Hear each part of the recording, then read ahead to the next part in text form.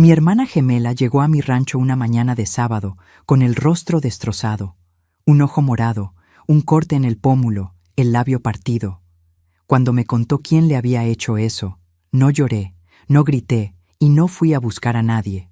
Fui al baño, miré mi propio reflejo y supe exactamente lo que iba a hacer. Intercambiamos lugares. Yo me convertí en ella. Y el abogado arrogante que se casó con su hija aprendió frente a 200 personas que existen errores que no tienen remedio. Pero antes de continuar, checa si ya estás suscrito al canal y escribe en los comentarios: ¿desde dónde estás viendo este video? Nos encanta saber hasta dónde están llegando nuestras historias. Tengo 67 años y vivo en un rancho en Tequila, Jalisco, desde hace casi una década. Antes de eso, pasé 32 años como comandante de la Fiscalía General de Justicia de la Ciudad de México. Empecé como administrativa en 1986, me promovieron a agente de investigación, luego a fiscal titular, y me jubilé como jefa de una de las divisiones de delitos contra el patrimonio en la capital. Cuando la gente me conoce hoy, con mi sombrero de palma, las botas enlodadas y la voz tranquila de quien despierta con el canto de los zenzontles, piensan que estoy retirada de todo. Creen que el tiempo amansó lo que la vida construyó. Están equivocados. El rancho tiene 350 hectáreas, ganado cebú, caballos aztecas y una terraza de madera que da hacia el poniente. Es el tipo de lugar donde el silencio no pesa, descansa. Aprendí la diferencia entre los dos después de 3 décadas dentro de delegaciones y ministerios públicos, conviviendo con lo más cruel del ser humano cuando se siente con poder, y lo más frágil cuando el poder se le escapa. Mi hermana se llama Guadalupe. Somos gemelas idénticas desde la cuna, y, desde que tengo memoria, la gente nos confundía. La diferencia visible se fue construyendo con los años. Yo me dejé el cabello corto y canoso. Ella siempre lo mantuvo largo y oscuro, con esa elegancia de mujer que cuida su imagen porque construyó un mundo donde la imagen importa. Guadalupe fundó Logística GDL hace 24 años, con una camioneta usada, un socio que se fue al segundo año y una terquedad que no he visto en nadie más. Hoy la empresa tiene 900 empleados, flota propia, contratos con grandes cadenas de autoservicio y operaciones en 15 estados de la República. Somos tan diferentes por dentro como parecidas por fuera. Ella es la gentileza, la paciencia, el tipo de persona que resuelve conflictos hablando y cree que el mundo responde bien cuando tratas bien a los demás. Yo fui la dureza, la que aprendió temprano que no todos responden bien a la buena voluntad, la que pasó la vida aprendiendo que el abusivo solo es valiente con quien tiene miedo. Aquella mañana de sábado, yo estaba en el potrero de abajo revisando la cerca con mi caporal, cuando oí el sonido de un coche en el camino de terracería. Reconocí el modelo antes de reconocer a la persona. Era la camioneta negra de Guadalupe, un vehículo que había visto decenas de veces, pero que nunca había llegado sin avisar. Ella no acostumbra a aparecerse sin llamar antes. Guadalupe planea cada cosa que hace. Esa fue la primera señal de que algo andaba mal. Cuando bajó del coche, noté lo segundo. Llevaba lentes oscuros bajo un cielo completamente nublado. Caminaba despacio, con los hombros encogidos, con ese paso vacilante de quien protege una parte del cuerpo que le duele. Fui hacia ella sin correr, porque aprendí en 3 décadas que correr hacia alguien en shock solo aumenta el impacto. Cuando se quitó los lentes a petición mía, lo que vi me cortó la respiración por un segundo. El ojo izquierdo cerrado, morado con tonos amarillentos, un hematoma de días. El corte en el pómulo ya cicatrizando, pero todavía vivo. El labio partido, curado por encima, pero con la marca inconfundible de un golpe certero. 32 años de policía me enseñaron a leer un rostro golpeado como quien lee un libro. Aquello no había sido un accidente. Tardó en hablar. No la presioné. La verdad tiene su propio ritmo para brotar, y presionar solo hace que se esconda. Serví café de olla en la terraza, me senté a su lado y esperé.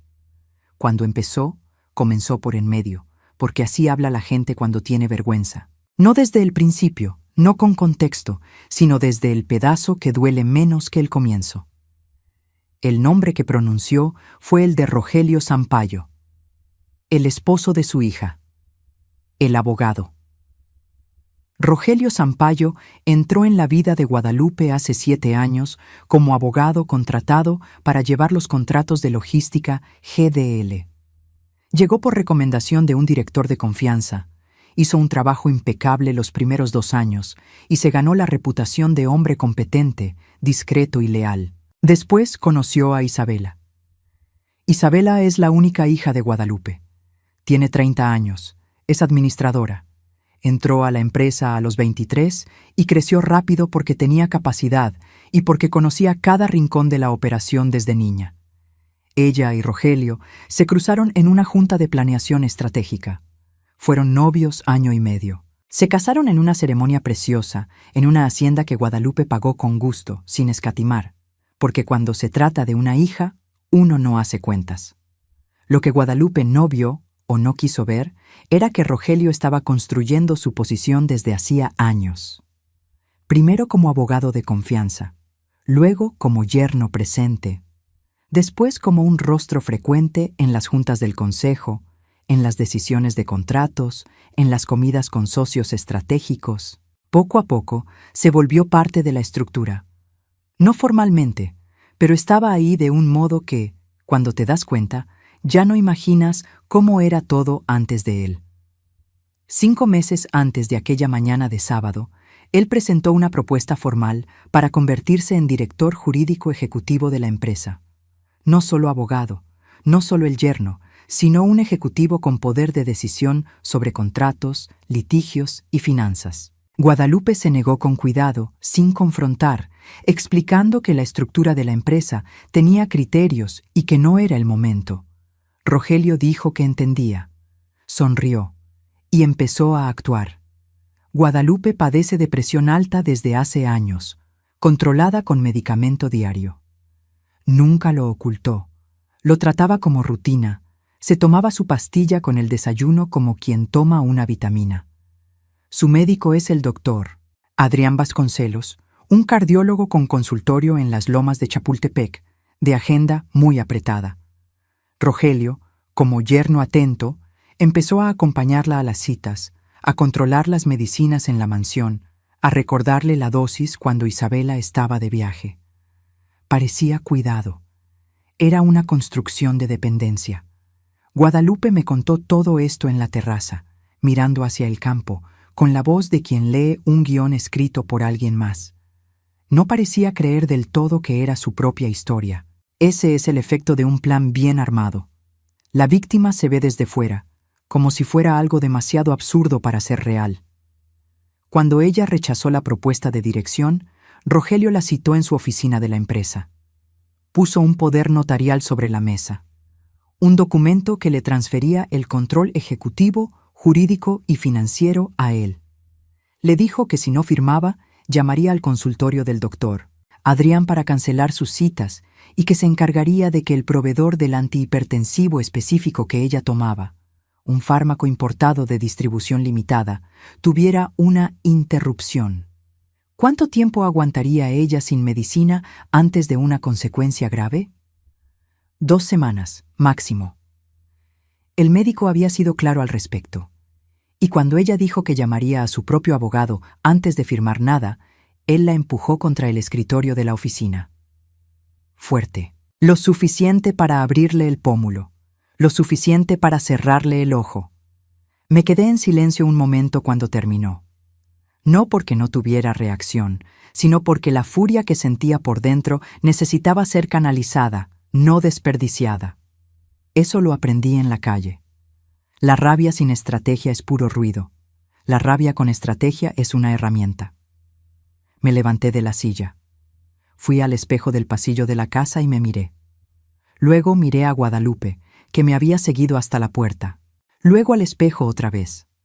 Misma estatura, mismo rostro, la misma estructura de hombros que heredamos de nuestra madre. La única diferencia visible era el cabello.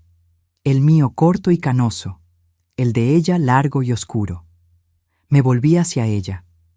«Préstame la peluca», le dije. Me miró como si hubiera perdido el juicio. Pero antes de que yo explicara nada, ella ya lo estaba entendiendo. Somos gemelas. Tenemos esa forma de anticiparnos, de completar el pensamiento antes de terminar la frase.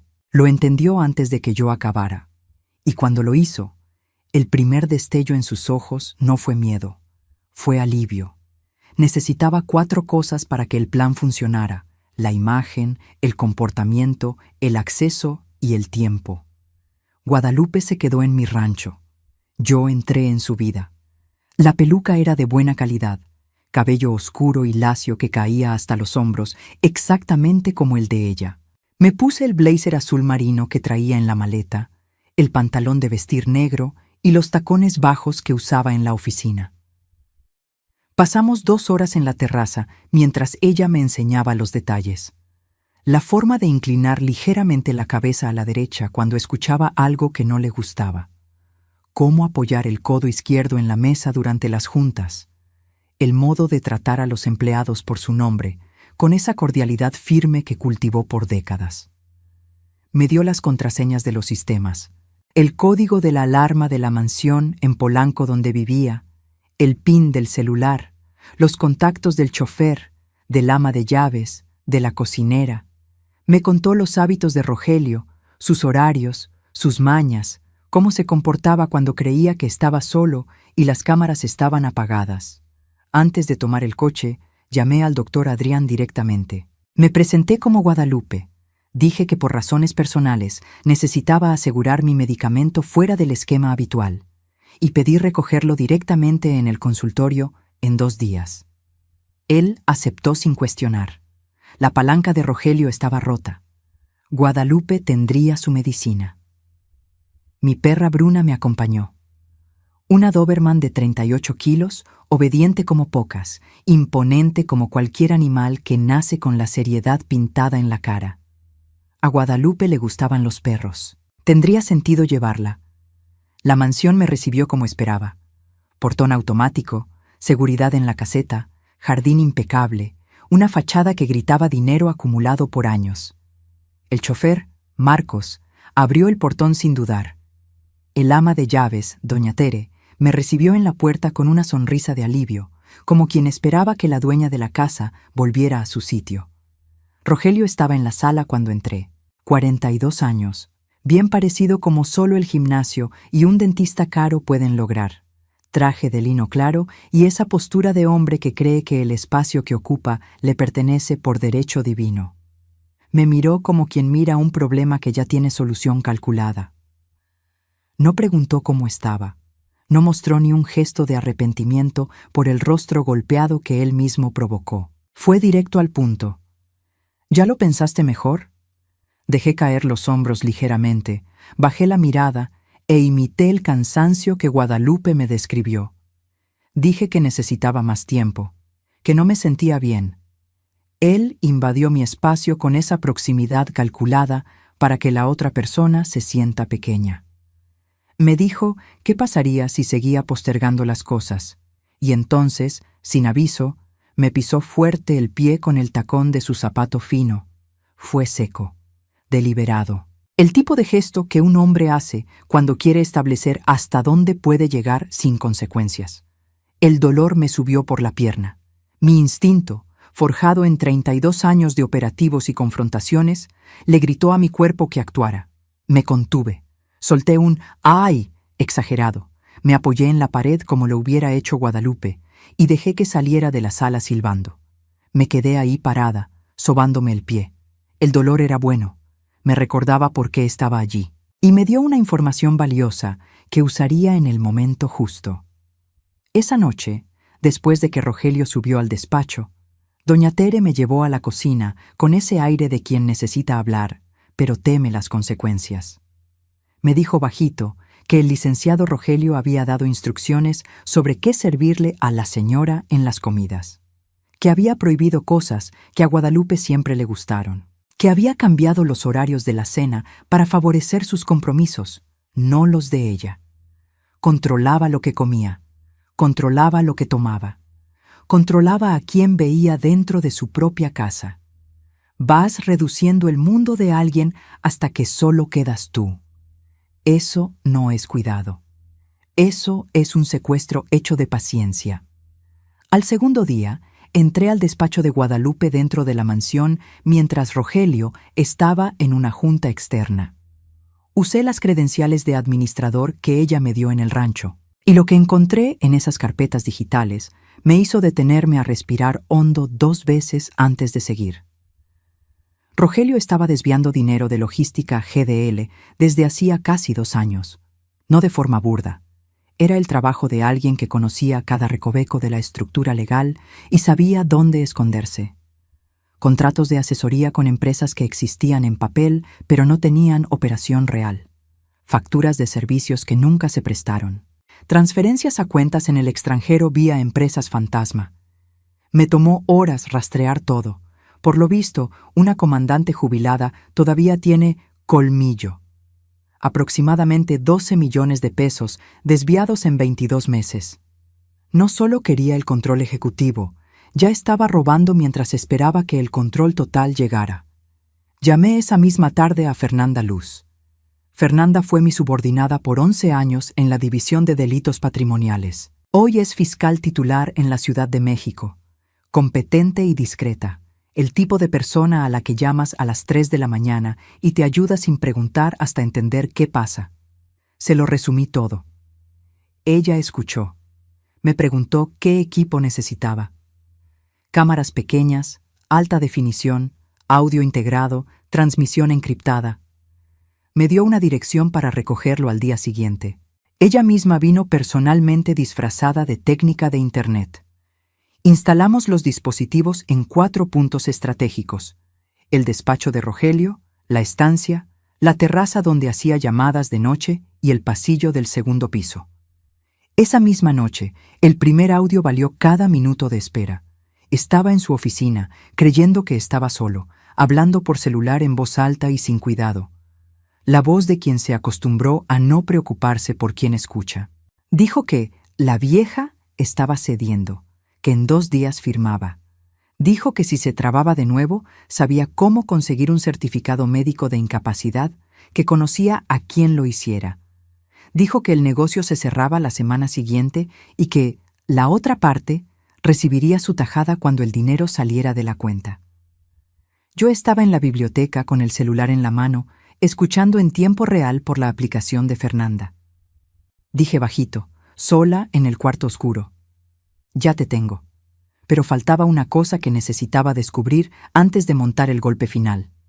Y fue Bruna quien me dio esa información sin saberlo. Una tarde, la perra entró a la sala cuando la puerta del pasillo quedó abierta. Fue directo hacia Rogelio, que estaba sentado con documentos en la mesa. Lo que pasó después fue más revelador que cualquier grabación. Se puso blanco. No el blanco de un susto pasajero, el blanco del pavor visceral, ese que no viene del momento, sino de dentro. Empujó la silla hacia atrás, se levantó de un salto, retrocedió hasta la pared con los ojos desorbitados, mientras Bruna simplemente se quedaba a mitad de la sala moviendo la cola.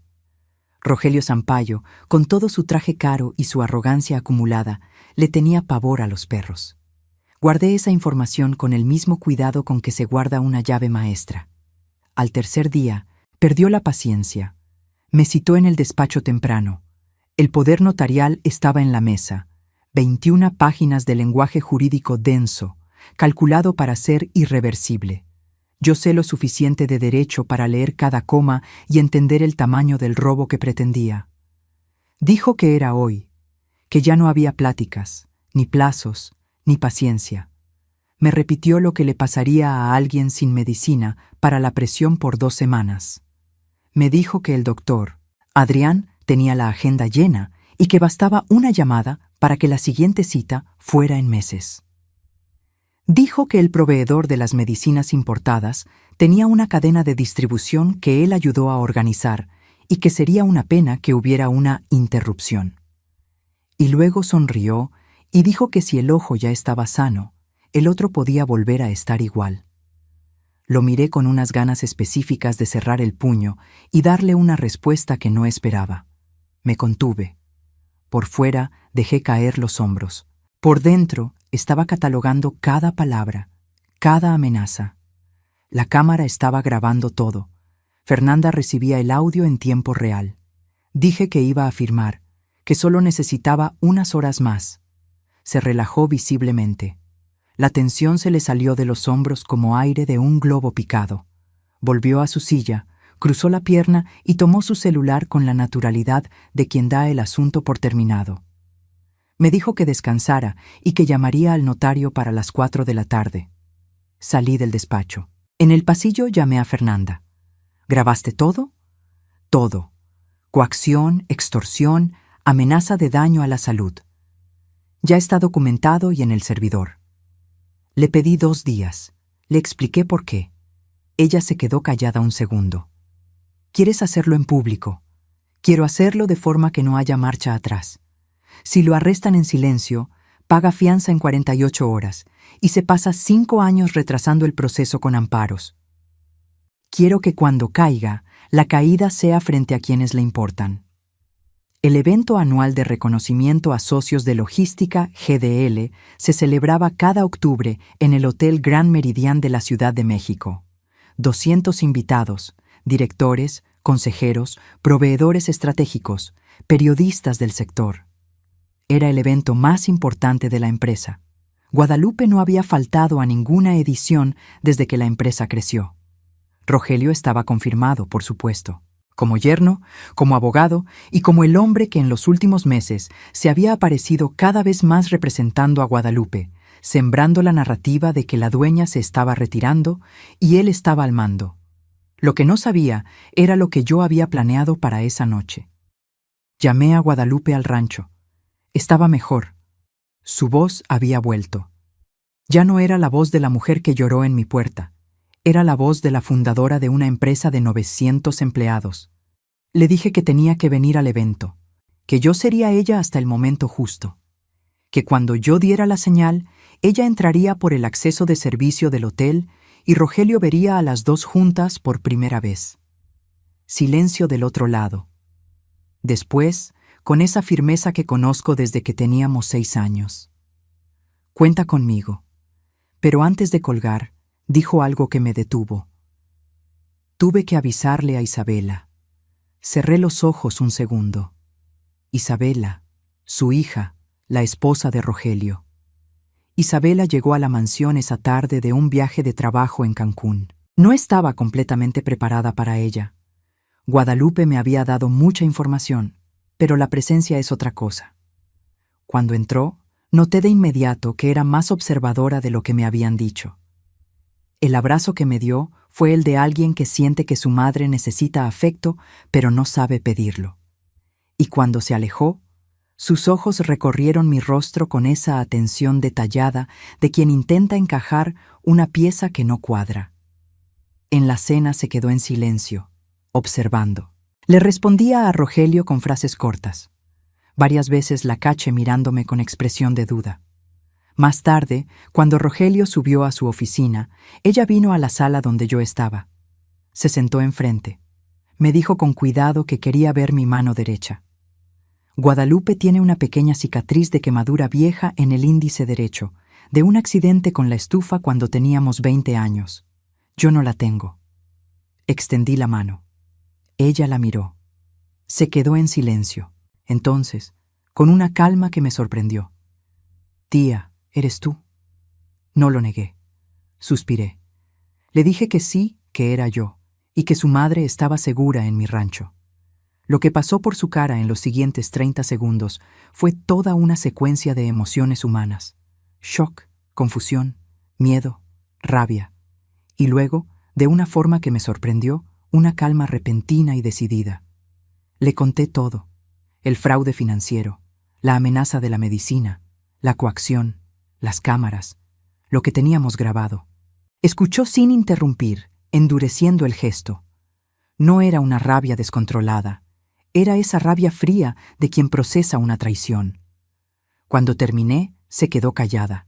Dijo que había notado que Rogelio controlaba las citas de su mamá, que creyó que era cuidado, que él le decía que Guadalupe se estaba cansando, que necesitaba apoyo, que la empresa era demasiado para ella sola, y que ella, Lo había creído porque era más fácil creerlo que enfrentar la realidad. «Eso no te quita responsabilidad», le dije, no con dureza, sino con honestidad.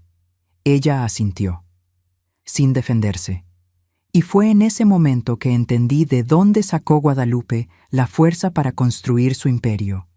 Su hija tenía la misma honestidad intransigente. «¿Qué necesitas de mí?», preguntó. «Información. Y tu presencia en el evento mañana». Aceptó sin dudar. Antes de subir a su cuarto, dijo algo que se me quedó grabado. Sabía que algo estaba mal.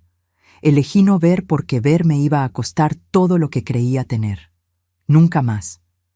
El salón principal del hotel estaba montado a la perfección.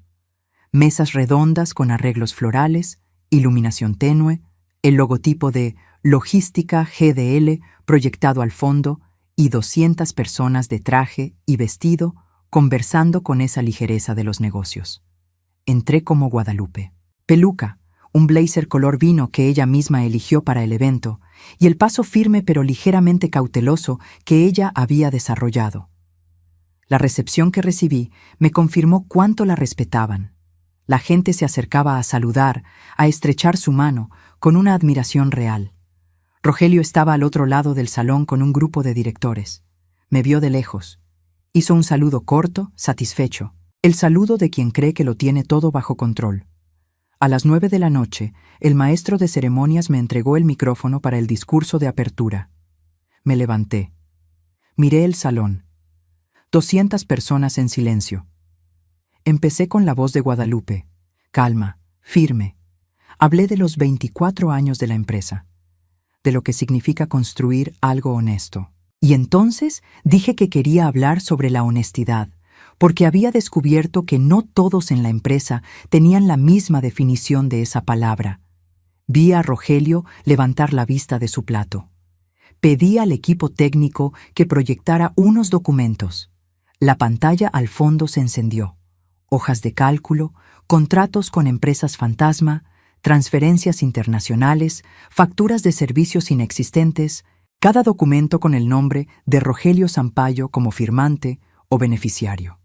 El salón quedó en un silencio sepulcral. Él se levantó. Dijo que era un error, que los documentos estaban fuera de contexto. Me miró con esa dureza que usaba en la mansión. Me llamó por el nombre equivocado. Me llamó Guadalupe.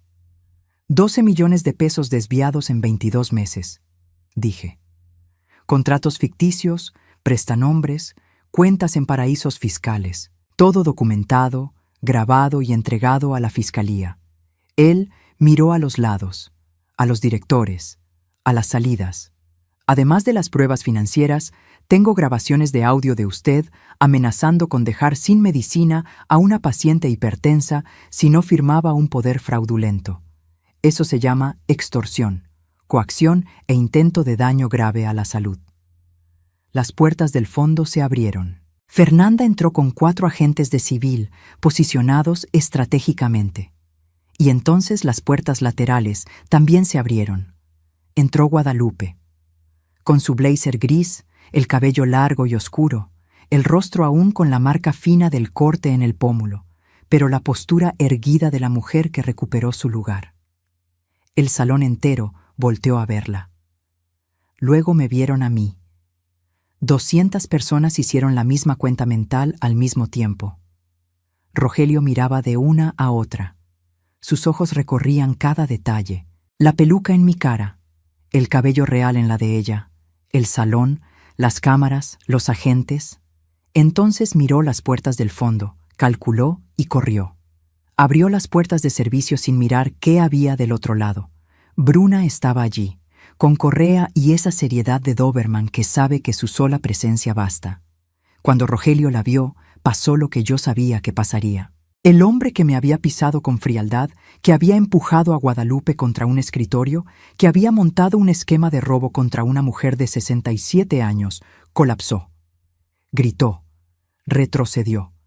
Corrió en círculos por el salón, intentando alejarse de la perra que no hizo nada más que existir, hasta que cayó sentado en el suelo, en medio del banquete, frente a 200 personas. Fernanda se acercó. Le leyó sus derechos, le puso las esposas, lo levantó del suelo. Guadalupe llegó a mi lado. Nos miramos. Luego ella se volvió al salón, con esa voz que construyó una empresa por décadas, y pidió disculpas por la interrupción. Dijo que la cena continuaba, que la empresa seguía adelante y que, a partir de esa noche, ella permanecía exactamente donde siempre debió estar. El salón entero rompió en aplausos. Rogelio se quedó en prisión preventiva mientras se formalizaba el proceso. Con las grabaciones y los documentos, su abogado pidió un acuerdo pronto, lo que llevó a investigar más nombres en la red de desvío. La barra de abogados le retiró la cédula. Los clientes se fueron. El mercado abandona rápido a quien huele a escándalo. Isabela fue la primera en declarar voluntariamente. Entregó contraseñas, contactos y patrones que había observado. Luego fue al rancho. Dejé a madre e hija solas en la terraza por casi 2 horas. Cuando Isabela salió, tenía la cara de quien pasó por el fuego y descubrió que era más fuerte de lo que creía. Guadalupe volvió a la ciudad diferente, no por la edad, sino con la estructura más fuerte. Despidió a los guardias que Rogelio había contratado, convocó a una junta con todos sus empleados y contó lo que pasó sin filtros. Dijo que la empresa seguía, que ningún empleo peligraba y que ese capítulo estaba cerrado.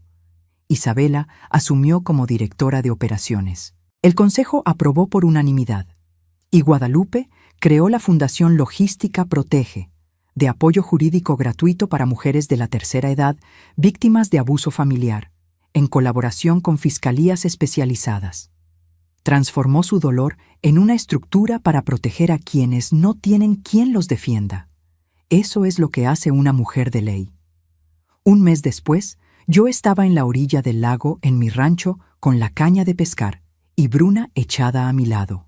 Guadalupe apareció y se sentó conmigo con 2 cafés de olla. Nos quedamos en silencio, mirando el agua con esos colores de octubre de los altos de Jalisco. Dijo que yo le había salvado la vida. Le dije que no, que yo solo le recordé quién era ella, que ella construyó todo desde abajo, y ningún abogado oportunista le iba a quitar lo que le costó una vida entera. No mientras yo pudiera hacer algo. Nos quedamos en silencio hasta que el sol se ocultó. Ya no soy comandante, pero hay cosas que no se olvidan. El ojo entrenado para ver lo que no está en la superficie. El instinto de proteger al débil. La paciencia para esperar el momento y el valor para actuar cuando se presenta. Ser una expolicía jubilada en un rancho en Tequila no significa ser una mujer acabada. Significa ser una mujer disponible. Y la familia, a veces, necesita exactamente eso. Ahora, si te gustó esta historia, dale clic en suscribirte y dime en los comentarios qué parte te dejó con la boca abierta. Y no olvides hacerte miembro para tener acceso a videos exclusivos. Te espero allá.